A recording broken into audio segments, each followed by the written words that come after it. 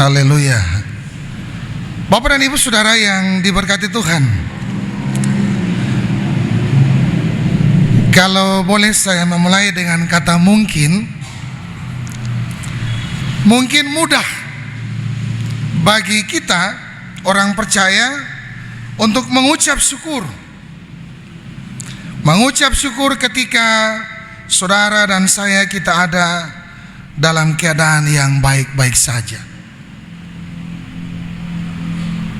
Tetapi alangkah sulit kalau kita mengucap syukur dalam keadaan yang mendukacitakan hati kita, yang membuat kita sesak di hati, tidak nyaman, maka kita akan sulit untuk mengucap syukur.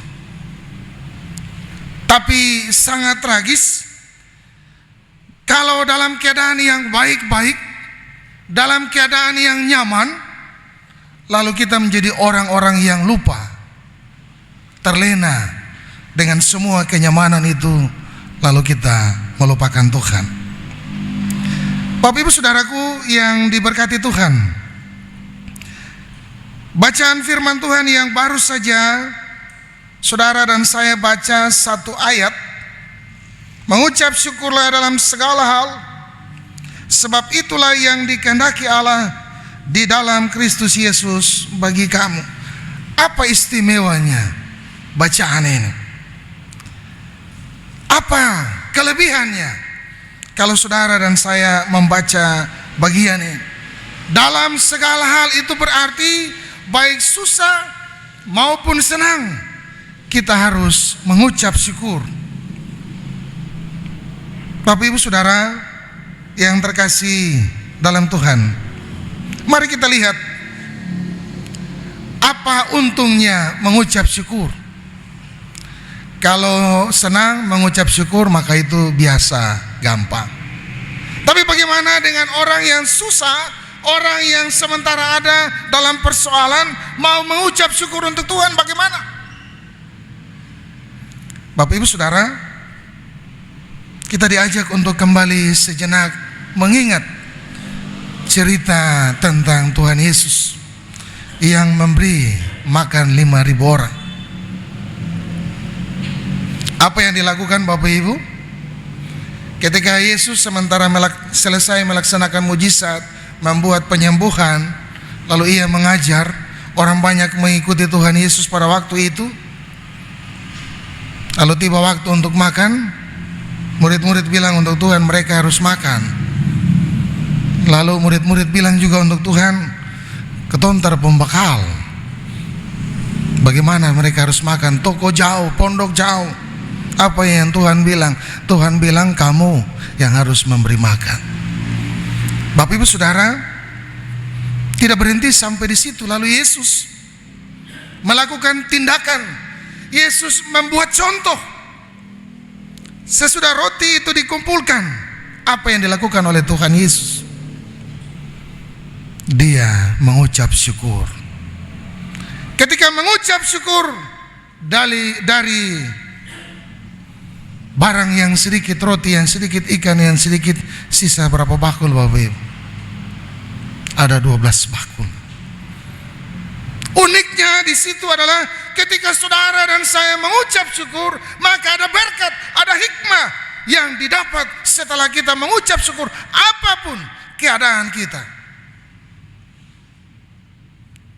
Dikatakan dalam bacaan firman Tuhan di cerita Tuhan Yesus tadi, bahwa dalam keadaan yang susah ketika Tuhan mengucap syukur, berkat itu berkelimpahan. Itu berarti ada kuasa di balik ucapan syukur. Ada sesuatu yang Tuhan inginkan dari kehidupan Bapak Ibu Saudara dan saya ketika saudara dan saya mengalami persoalan dalam kehidupan. Ada masalah, ada pertentangan, ada tantangan, ada hambatan. Maka Yesus mau mengajak Bapak Ibu Saudara dan saya untuk tetap mengucap syukur.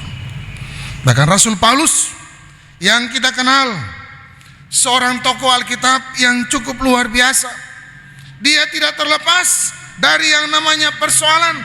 Dia dianiaya, bahkan dipenjara. Tapi Rasul Paulus tetap menganjurkan setiap orang percaya, termasuk Bapak Ibu Saudara dan saya, untuk tetap mengucap syukur dalam segala. Kenapa Bapak Ibu Saudara? Sebab Rasul Paulus mengalami kuasa ketika dia mengucap syukur kepada Tuhan Allah.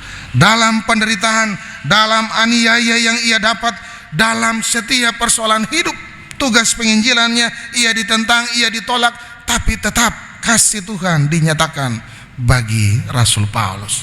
Bapak Ibu Saudaraku yang terkasih dalam Tuhan kita Yesus, bagaimana dengan kehidupan Bapak Ibu Saudara dan saya?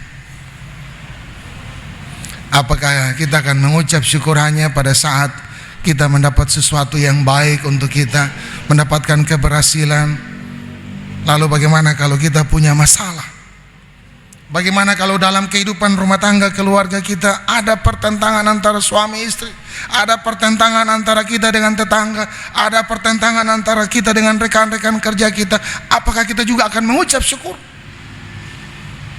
Seperti di awal tadi dikatakan, mungkin mudah kalau orang mengucap syukur ketika keadaannya baik-baik saja. Tapi bagaimana kalau keadaan tidak baik? Hari ini firman Tuhan mengingatkan Bapak Ibu Saudara dan saya untuk tetap mengucap syukur, belajar dari kebenaran firman Tuhan. Yang kedua Bapak Ibu Saudaraku yang terkasih, ketika kita mengucap syukur, apa yang kita harus lakukan? Lakukanlah segala sesuatu di dalam nama Yesus Kristus. Apapun yang kita lakukan, apapun yang kita kerjakan, sebab itulah yang dikehendaki oleh Tuhan Allah di dalam Yesus Kristus bagi Bapak Ibu Saudara dan saya. Jadi ketika ada persoalan, ketika ada masalah, ketika kehidupan kita dilanda dengan berbagai macam hal, maka kita diajak untuk tetap mengucap syukur. Mengucap syukur kepada Tuhan, mengucap syukur di dalam nama Tuhan, supaya ada kuasa yang terdiri dan berlaku bagi kehidupan setiap Bapak Ibu Saudara dan saya. Kita akan mengalami yang namanya kuasa Allah dalam kehidupan kita. Amin. Bapak dan Ibu Saudaraku, hal yang ketiga yang mau disampaikan lewat kebenaran firman Tuhan bagi kita saat ini, sesulit-sulitnya pergumulan yang sementara dihadapi oleh setiap Bapak Ibu Saudara dan saya, Tuhan telah berkata, Tuhan sudah mengingatkan, jangan takut, janganlah hendaknya kamu khawatir tentang apapun juga, tetapi nyatakanlah dalam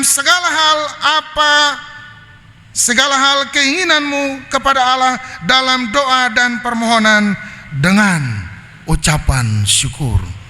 Rasul Paulus juga mengingatkan kepada jemaat di Filipi pada pasal yang keempat ayat yang ke-6.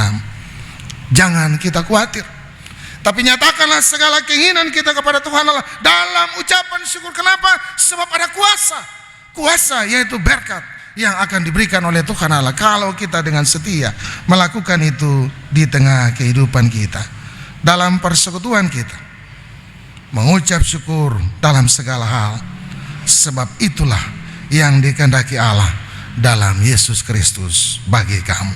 Amin. Tuhan Yesus memberkati kita dengan firman-Nya. Amin.